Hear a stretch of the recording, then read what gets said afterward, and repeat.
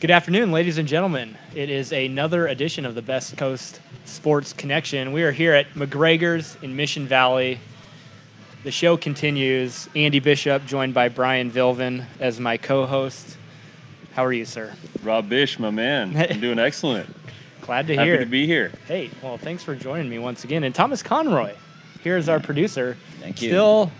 Still joining us, surviving another week. Yeah, I'm looking forward to this week. Can't wait. Well, there's plenty of things to talk about. What, are we going to talk about the engagement party as our first topic, or towards the end of the show? We can save that for the tail end. Oh yeah, the grand finale. Well, the big sporting event, obviously, the British Open over the weekend. Shane Lowry, the Irishman, takes it home. How much of the action did you follow, Brian? Well, I woke up in the morning and checked the scores. And that was about the extent of it. And by the time I got up and remembered that it was Sunday morning and the Open was on, it was over. So I saw the recap, and it was very exciting to have an Irishman win. It was the first time that the Open was held in Ireland for, over 70 years, I believe. And having an Irishman take it home, that's very exciting. I was not thinking about him at the beginning of the week. Clearly, our predictions were not great here on BCSC, but a very exciting event for the people who were paying attention, no doubt. Yeah, it was a fun one to follow. Similar to you, I didn't really watch much of the TV coverage, but it was cool to see what he did with the big lead going into Sunday and then being able to hold on to it. What about you, Thomas? I watched a little bit on Thursday and Friday, and then once it was like pretty much that Lowry was going to win it, I kind of lost track of it on the weekend. But I'm more kudos to him. Great job, because I think he led all throughout, all 4 days, I believe, or at least three of the four. Mm-hmm. Well, we put our predictions out there on the line for the internet to consume. Fail. They weren't that great. No, they weren't. A couple of miscuts by my colleagues here. I had Phil, because I'm always going to pick Phil. That's the default. If he's in the event, I'm picking him. And then when he comes on the show, I can tell him that I picked him every single time, and you guys can sit there all sad. But I didn't finish in last place on the BCSC Open leaderboard, Andy. That was a hard thing to do. I know, especially, +8. Somebody finished +9. Who was that? Thomas, couldn't be our knowledgeable producer over here. I think the precinct a few areas over there in Ireland, but Mark Leishman might. You thought Thursday was bad. You should have been there on Friday. 85% of precincts reporting. Mark Leishman +9. That's last place in the BCS Open leaderboard. Phil at +8. And then Xander made the cut. So by default, by Saturday morning, you had already won the BCSC Open Championship. So congratulations, Andy. Thank you. Sunday was a day to forget for Xander. Yes. And overall, I think the weekend kind of was. You hear about the ruling on his driver before the event even started? Yeah, they test pretty much 30 golfers of the 100 plus or whatever that are in the field. And 150 in the field. And he unfortunately was one of those tested, and then the club was not up to standards. What do you think about that? I mean, only 20% of the field has their equipment checked ahead of time. Is that actually leveling the playing field? And I think it's okay. Xander voiced his frustration over it when you're only picking a few of the players, but I think to do it for every player, every event, every day would just be a little bit of overkill. But I like what he did in the tournament. As you said, not a good Sunday. Had 2 really good rounds, and he's been playing well in majors, so he's going to get one sometime soon. And how weird does it feel that the British Open is now the end of the major championship season for golf? It is strange, but at the same time, I do think it makes the PGA Championship more relevant, putting it in between the Masters and U.S. Open. But it is kind of weird now that we have, we're in the middle of July. Yeah, we got half of the summer majors left, are over. And, golf feels over until next year. It seems you already see. The first thing I read golf-wise today was, the odds for the Masters next year. And, of course, Brooks Koepka is at the top of the list. Impressive to see what he continues to do, Thomas. Yeah, we were talking off before we started the podcast. What an amazing, last 3 years for Koepka. I mean, He's only won 6 PGA Tours, and 4 of them have been majors. I mean, that is a remarkable feat. And what I like about Koepka is he's that generation that watched Tiger when they were youngsters, and they developed that mentality of Tiger where it's, I just want to destroy you on the course, and I don't want really associate with you. Talking about Brooks Koepka, in terms of the pace of play. And I like it when players step up like that and want to play quicker. I think the game of golf in general, fans want to see it at a faster pace. So I definitely like that out of Koepka. I like it too. You just don't see it very often. Mm-hmm. People coming out being controversial in the media, especially in golf. But it is exciting to see that fire. Speaking, you were talking about as an amateur golfer and the pace of play. Another thing as an amateur golfer, I watched a week ago the celebrity golf tournament up in Lake Tahoe, and Tony Romo won for the second year in a row. But I really like the modified Stableford scoring method that they play with, where you get 3 points for a birdie, a point for a par, nothing for a bogey, double bogey costs you 2 points. Like that system of playing where you're playing toward a total number of points instead of just an overall number. I really like that, and I kind of want to, when I get out on the golf course, play that style of golf. I just think, it doesn't penalize you as much for a big number on a hole, especially if -2 is the lowest you can get. Have you ever played anything like that, Andy? And I haven't played anything in that style or that format, but I definitely like it. It's definitely a good change-up. I'm really good at playing scrambles. And being the worst player on the squad. When you only have to hit a couple good shots around, yeah. Yes. So the other big storyline, as we're always keeping our eye on Tiger, was his performance at the British, missing the cut for a second time this year in a major. Yep. Tough playing conditions, especially that first day. Thomas, you and I were talking about it a little bit before, but he was brutally honest with the state of his physical performance. Yeah, I think that's just the coming the age of Tiger. Just him honestly saying that his body is really on life support, and it's going to take a while for him to kind of play consistently all throughout the year. Just too many surgeries, back and knee, and I get it because I've only had one surgery on my knee, and I know on bad days that it hurts bad. I mean, it's really hard to walk on, and I just I couldn't imagine playing 4 days of golf on my knee in that type of conditions. And you start there. I watched a little bit on Friday of him, and you can just see that he was like, I just don't know where the ball is going. And you just never see that from Tiger, where he doesn't know exactly where the ball is going. Sure, he gets the tee shot every once in a while that tells either dog right or left, but never consistent like that, especially his irons, which I saw, which was alarming to me.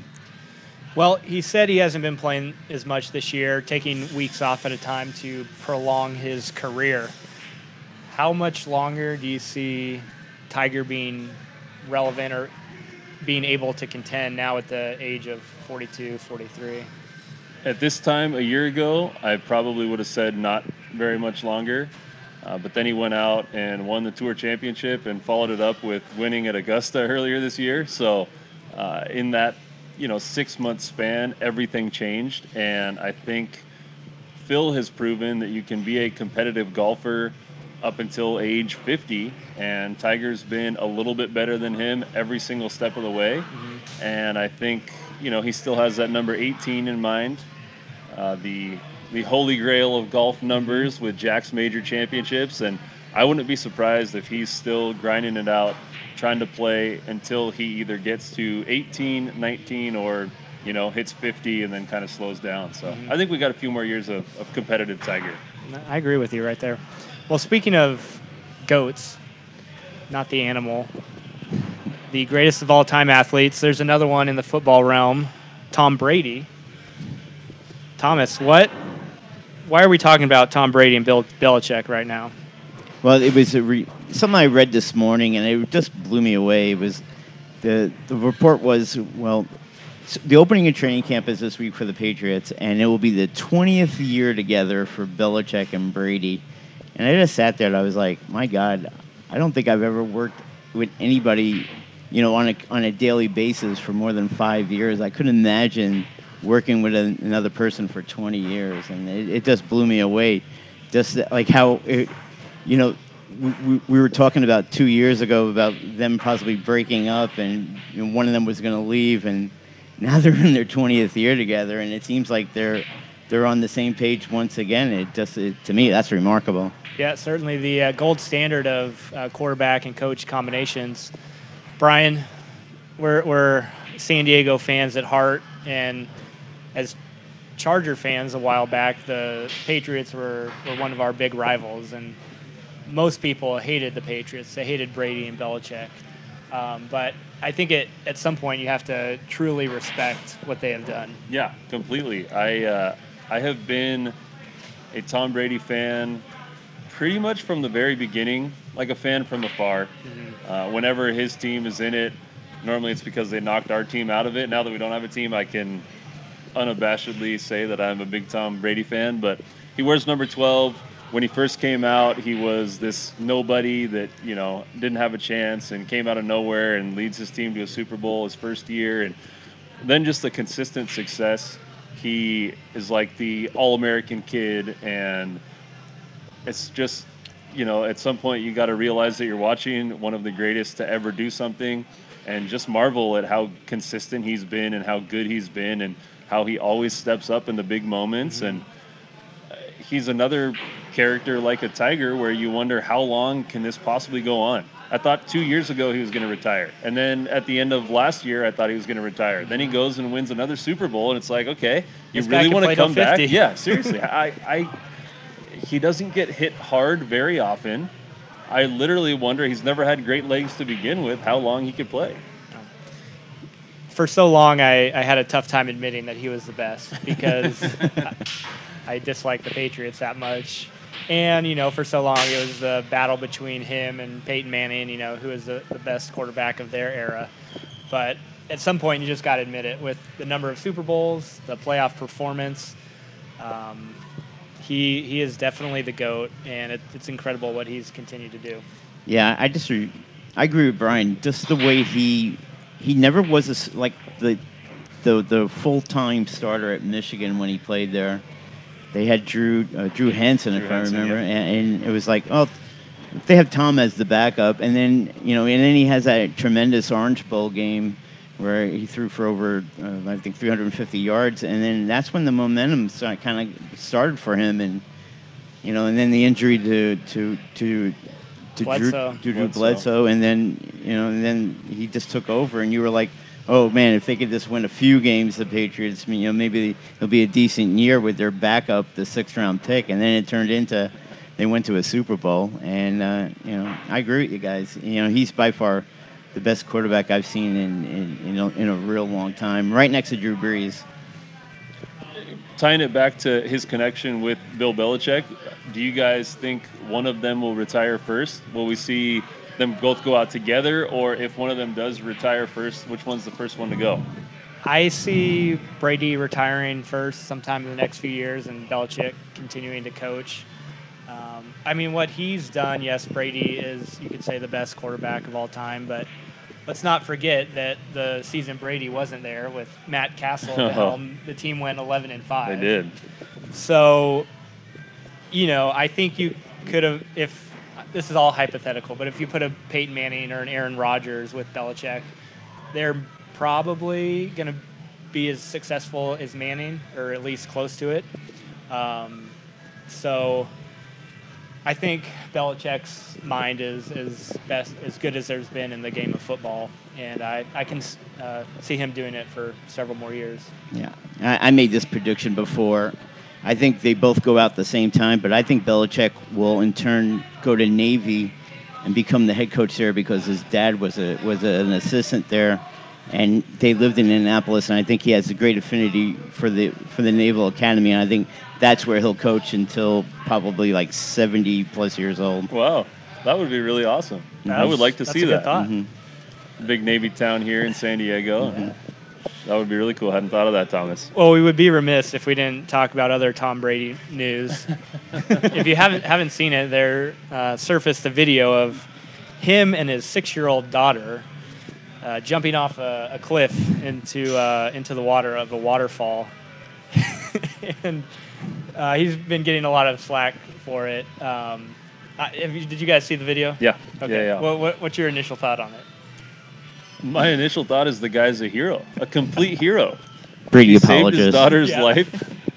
If he hadn't yanked her off of that cliff, she probably would have tumbled down, and we'd be talking about a different story of him abandoning her. Instead, I don't know.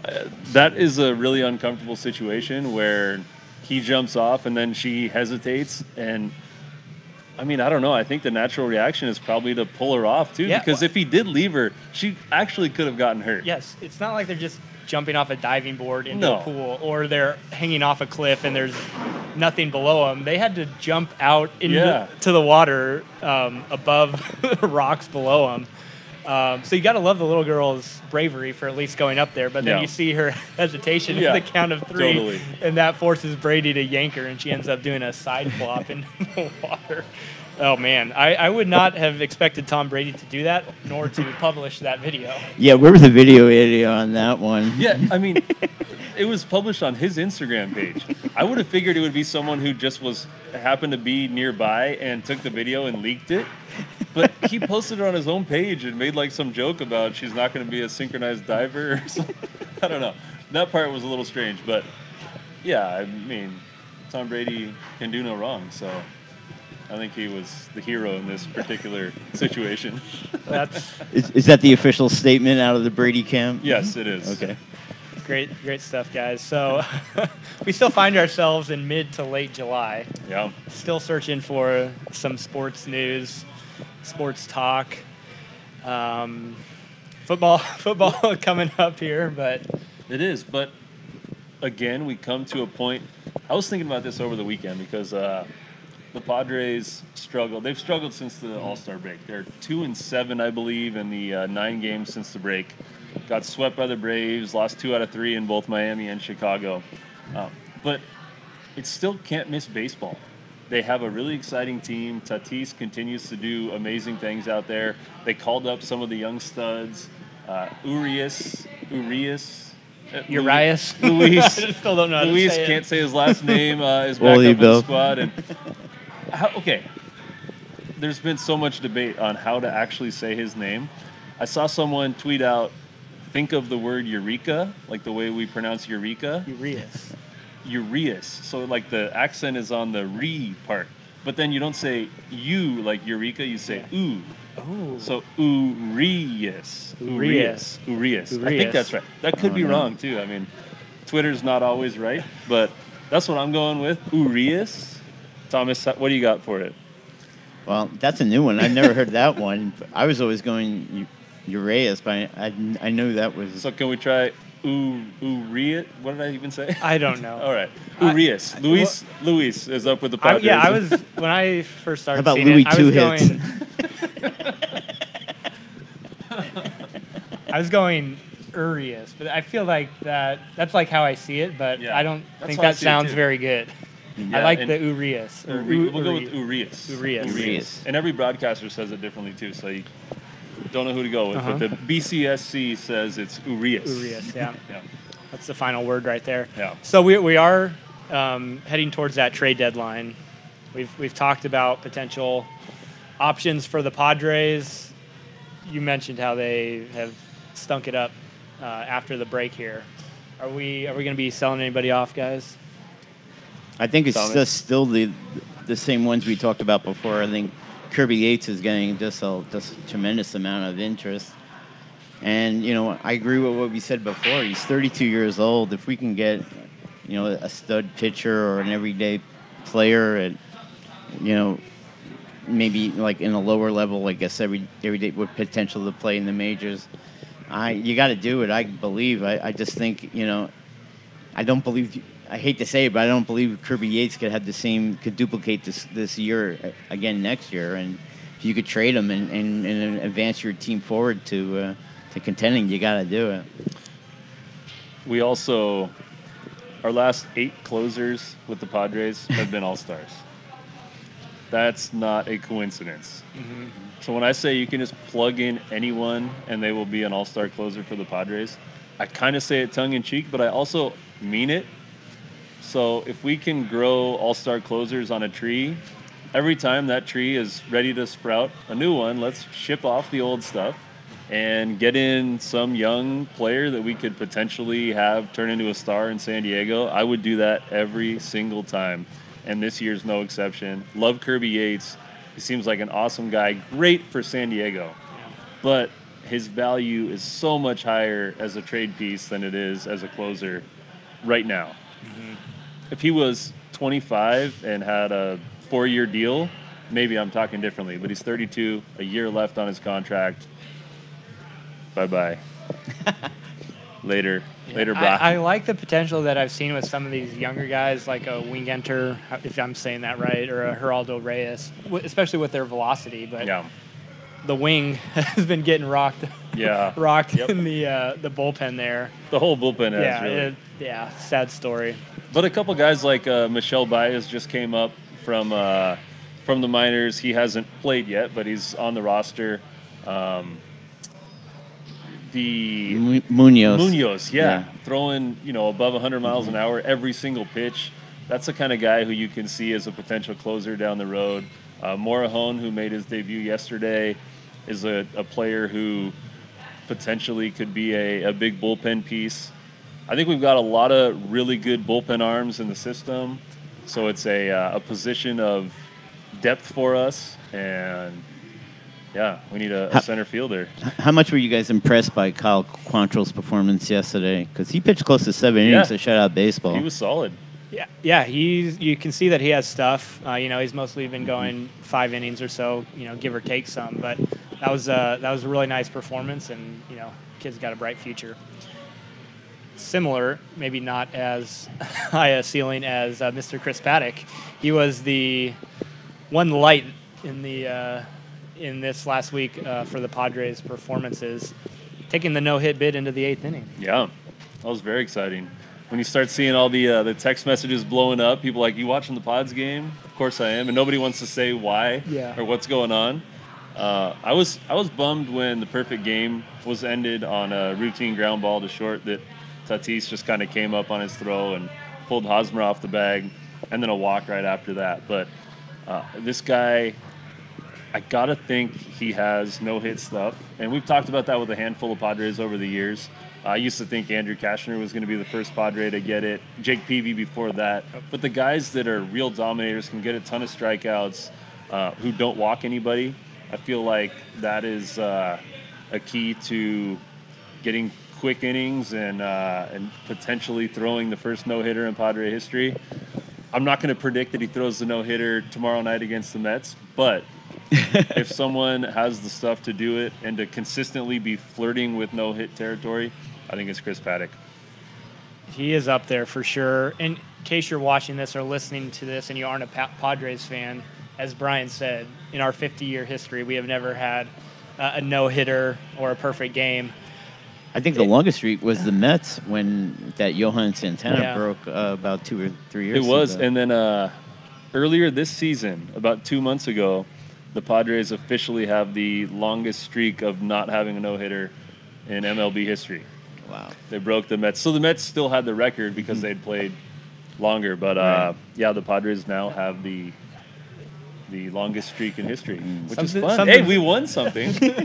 Something's got to get. When does that banner go up? Though. When does that banner go up on the scoreboard? Once we break the streak, I think that goes up. Okay, so I ask you, if you're a predicting man, are the Padres going to get their first no-hitter within the next 2 years? Yes. How many years? 2. Oh, maybe. Okay. Either in the 2020 or 2021 season. So we get 2.5 years. Yeah, 2.5 years. I'm giving you some I'm space. taking the under easy all day. Now who's going to throw it? Paddock, I just said that. Or actually, it's probably going to be a combined no-hitter. We'll have like 6 people Chris throw, Young and then we'll not even be. MLB pitcher. He gave us a couple of our best chances. He went 8 8 2/3 one time. Against the Pirates, I think. Yeah. I'm going to go Kyle Quantrill. Wow. I'm going to go doubter and say it doesn't happen. Oh. Bishop's taking the over. This guy. Okay, so... This isn't Sacramento Sports Connection. Oh, as I look around, I see Melvin Gordon highlights on the TV. Dear. Oh, gosh. And we're surrounded by former Chargers jerseys here at McGregor's. It's a topic that I don't want to talk about because I just don't ever want to talk about that team, but maybe we could talk about it from an Ezekiel Elliott standpoint, a similar kind of position, and Le'Veon Bell. Le'Veon Bell, who I had on my fantasy team last year, and kept him the entire year until, week 12 or 14 or whenever that D-Day was, and that wasn't fun. No, you're right. Sorry on the hard cut here to the NFL. It seems like the running backs are going to be holding out, a few of them this year. I mean, it's just about getting them paid before they get hurt, and it's Elliott and obviously Gordon, and I think with Elliott it's more of a serious concern because Dallas could probably have an easier road to the playoffs than the Chargers would, and he's a big reason why they could be a Super Bowl contender. Well, and the crazy thing about the Cowboys is they have as many no-hitters as the Padres. Tying the Cowboys in with the Padres. Andy, you don't think the Padres will get a no-hitter in the next 2.5 years? I do not. Will the Cowboys? Who will get a no-hitter first, the Dallas Cowboys? I don't know. Dak Prescott will okay, nice. Major League team. Who was the... Johnny Manziel? Johnny Manziel. I was going to say, who was the NFL quarterback who the Padres drafted a couple years ago? Yeah, and then Russell Wilson. Wilson was drafted by the Rangers, I want to say. Yeah, and I think he goes to spring training with them each year, at least for a day or two, like Garth Brooks with the Padres back in the 90s. Okay, so let's talk about that a little bit. Kyler Williams, right? The first number one pick. Yep. He had the option to. I think he was picked by the A's, right? In the MLB draft. Number 7 overall. If you're a stellar athlete, yeah, in both sports, just for you personally, what sport would you go with? I would say baseball, from the standpoint of longevity in life and quality of life moving forward, but the amount of guaranteed money that a number 1 overall pick gets in the NFL is absurd. Like bananas what quarterbacks... Even compared to what it used to be. Yes, still totally. Right now. It's crazy. And in baseball, they actually kind of rewrote the rule book where they could offer him a lot of guaranteed money because they saw him as a really marketable piece, but he still couldn't turn down the amount of money that he was going to get in the NFL. And the NFL is king.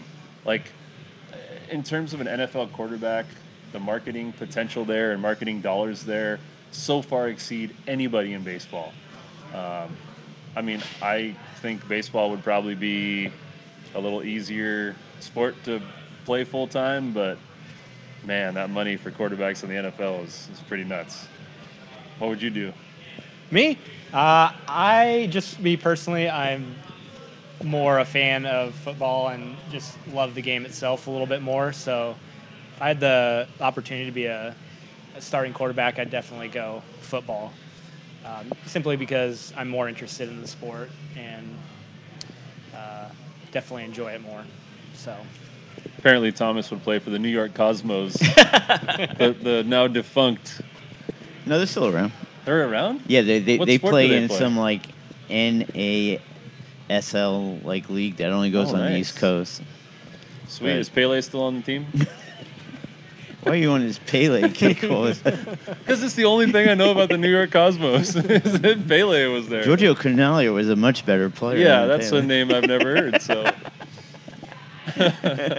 Well, we continue the conversation here from McGregor's in Mission Valley. Again, there's not a lot of sports going on here in San Diego in particular this summer, but the big event was this last weekend, world-renowned Comic-Con. Did you make it down there, or have you made it down there in years past? I've made it down there in years past. I did not go down this year.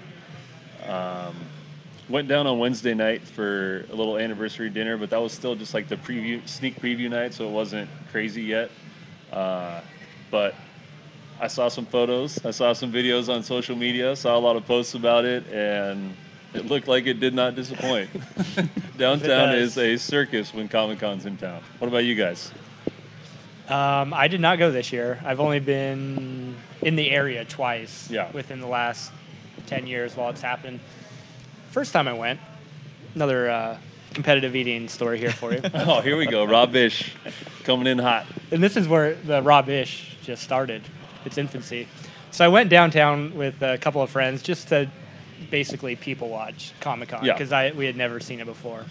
And as we're down there, we're walking along one of the streets, and there's these people talking about a hot dog eating or a hamburger eating contest that's going on. And, you know, my ears perk up. I'm like, what's this? And they asked me if I wanted to do it, and I was like, sure, whatever. I've always been a big eater. So I forget how long the competition was, but there was 18 people, and I ultimately ended up getting second place. Like 12 burgers in 10 minutes or something like that. So I got second place, and I won $300. Wow. I was like, $300 for 10 minutes of work? Oh, my gosh. I was like, to eat 12 hot dogs or whatever? You're like, or hamburgers? So I'm like, ooh, maybe there's a future as my side hustle. Wow. But that's when I started researching it more and looking on competitive eating blogs for local San Diego eating contests.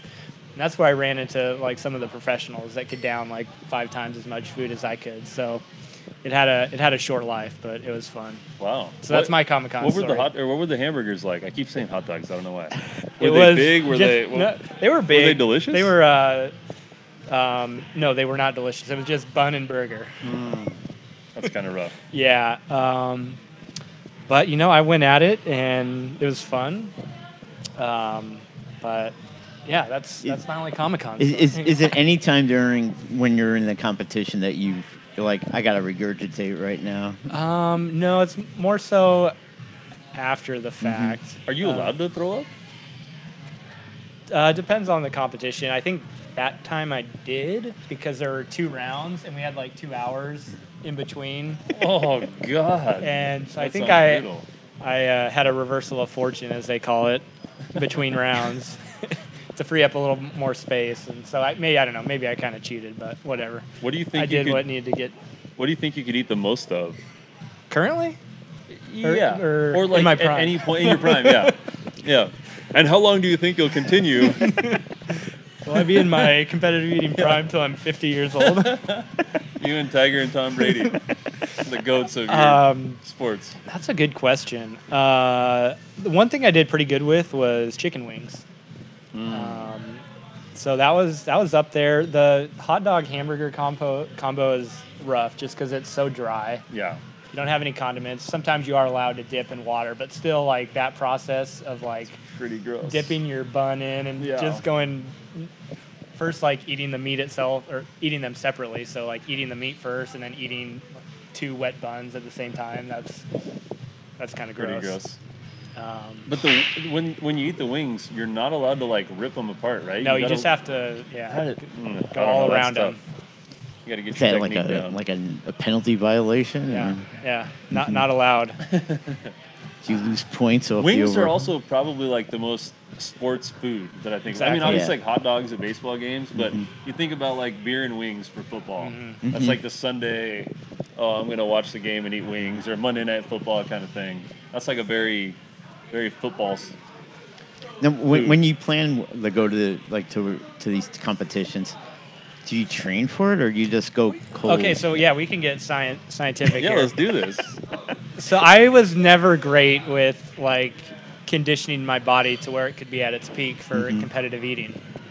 There's different diets and stuff you can do to basically make your stomach expand. That's something I never really got into. I would basically just go a day or 2 without eating, pretty much just going with liquids and seeing how I could do.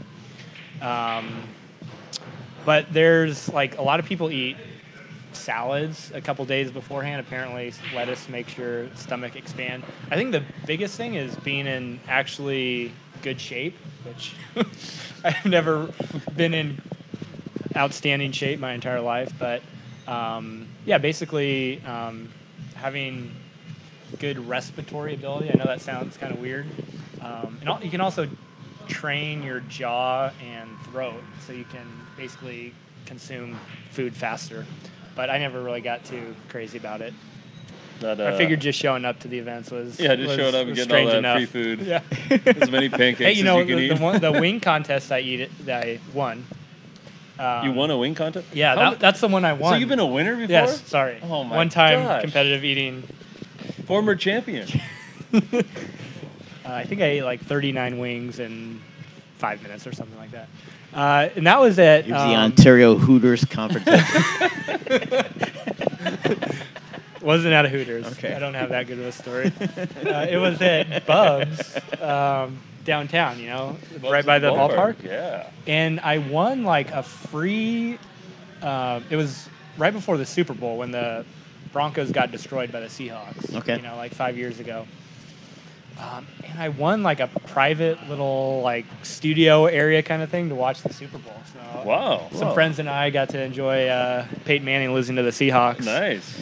In a nice fashion. That's pretty awesome. Yeah. Man, I forget how many ridiculous competitive eating stories I have. You guys are bringing out the worst in me. No, this is awesome. No, this is great. Yeah, this is what the people are paying for. You got to give the people what they Why want. my mom is really watching the show. Yeah. Hey, don't forget to follow us on Apple Podcasts and Spotify. We've got 4 subscribers on Apple Podcasts, baby. and And- we've got a perfect 5.0 rating. And there's only 3 of us here, which means that some other human out there is either listening, watching, doing something, Hey, consuming the content. consuming the content. I We're like having it. more and more fun here. Who did we pay off to be that 4th subscriber? It's probably someone from McGregor's Yeah. here.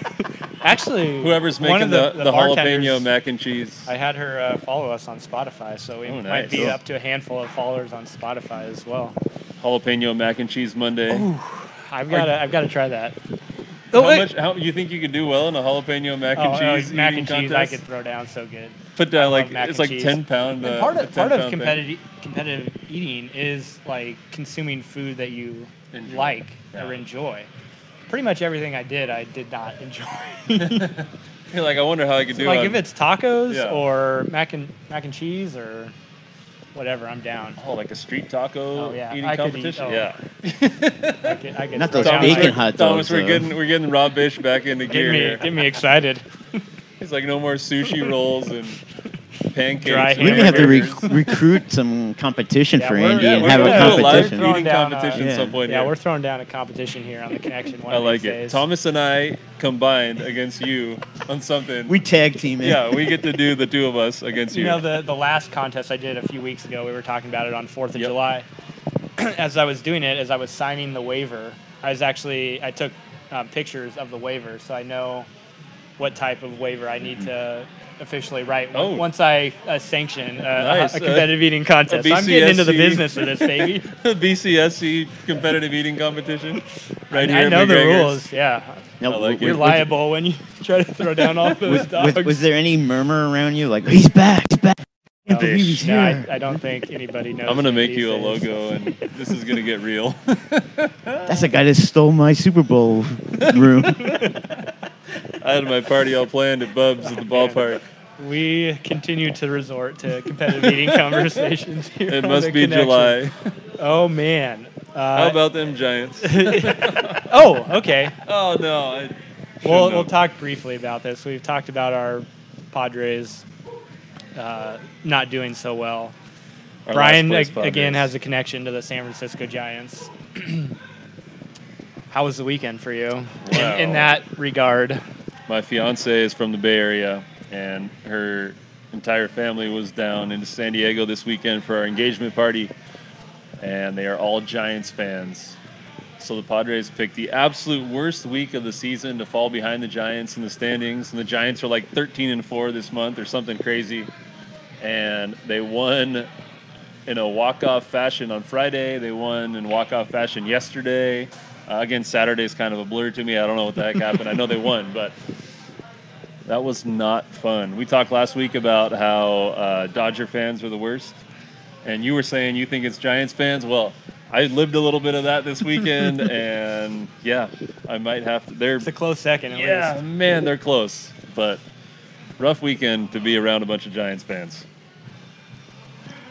What's the talk about the team? Are they going to try to trade Bumgarner? Or? Well, the interesting thing here is they didn't see this coming, and a lot of the fans think that this little run they've gone on will get in the way of a potential rebuild because they're not going to be able to trade away pieces like Will Smith or some of the coveted pieces that they have, and it may actually set them back in the long run.